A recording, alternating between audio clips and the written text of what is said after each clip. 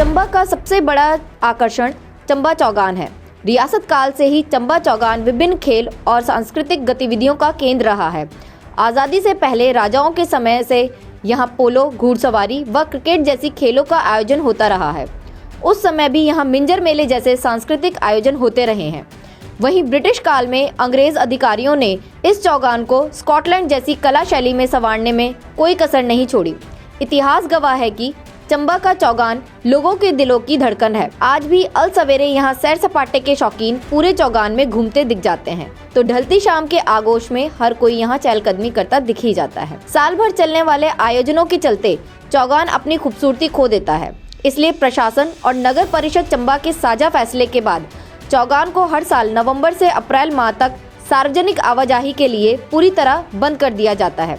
इस व्यवस्था के चलते इन दिनों चंबा का ऐतिहासिक चौगान रख रखाव व मुरम्मत के लिए पूरी तरह से बंद है।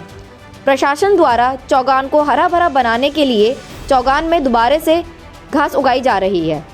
गौरतलब है कि हर वर्ष मिंजर मेले के दौरान व्यापारिक गतिविधियों से चौगान से जिला प्रशासन को करोड़ों रुपए की आय होती है, लेकिन जब इसी चौगान की देखरेख की बात आती है तो सारे दावे धरे के धरे रह जाते हैं। चंबा से जिंदू मेहरा की रिपोर्ट, AMI न्यूज़ हिमाचल। देखिए, हाल ही में ये ब्यूटिफिकेशन का काम चल रहा है, तो 4 महीने के लिए इसको बंद कर दिया गया ताकि इसका जो काम है वो अच्छी तरह से चल पड़े। तो अब अप्रैल में शायद इसका मतलब खोल देंगे, तब तक अभी काम चल रहा है। कैसा काम कर रही हैं?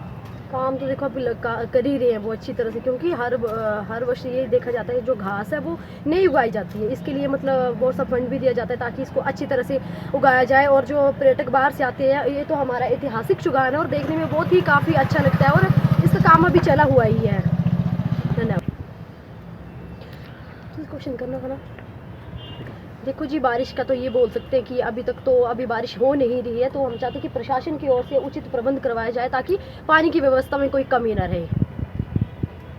तो ऐतिहासिक चंबा चौगान के रख रखाव की जिम्मेदारी जो है वो प्रशासन की, म्यूनसिपलिटी की है।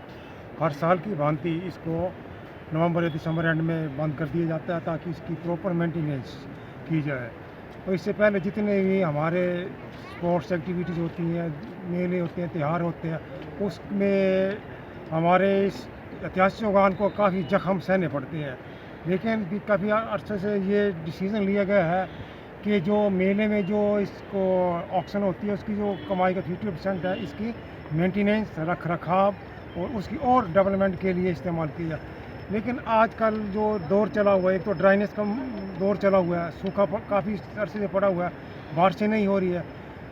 और हालांकि लेबर लगा रखी है इस ग्राउंड को इसको मेंटेन करने में, जो इसके दूसरी जंगली घास है उसको खाने में काम हो रहा है। पैच पर जहाँ ड्राइनेस है वहाँ उसको दोबारा से मेंटेन कर रहे हैं, पर बारिश एक तो हो नहीं रही है। दूसरा, इस ग्राउंड के चारों तरफ हेरिटेज के प्रोविज़न ऑलरेडी रखा हुआ है, लेकिन उनको इस्तेमाल ना करके इस ड्राई काम इसका मेंटेनेंस का चला हुआ है।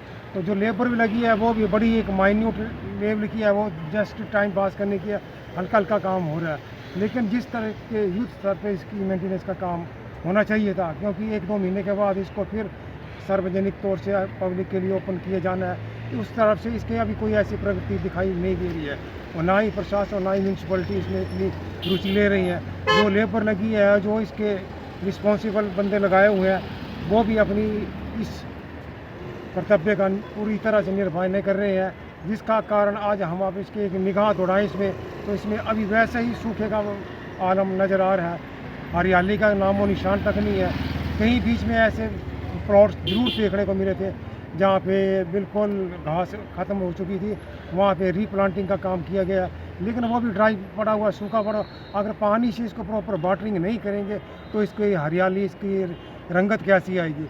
तो मेरा आग्रह रहेगा, प्रशासन से रहेगा, स्थानीय MLA से भी रहेगा, म्यूनसिपलिटी कमेटी से भी रहेगा, तो इसके कोई टेक्निकल हैंड लगा के और अच्छी तरह से इसको जो देखभाल कर सके। 1-2 महीने का वक्त है हमारे पास।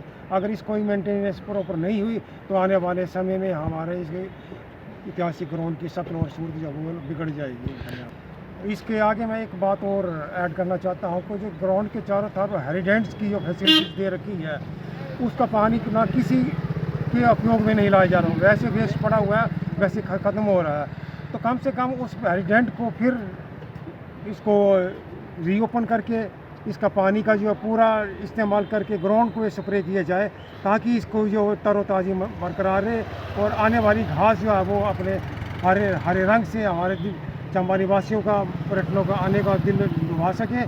तो इन्हीं शब्दों के साथ मैं आग्रह करता हूँ कि इसकी मेंटेनेंस के सरकार व कमेटी ज़रूर ध्यान दें।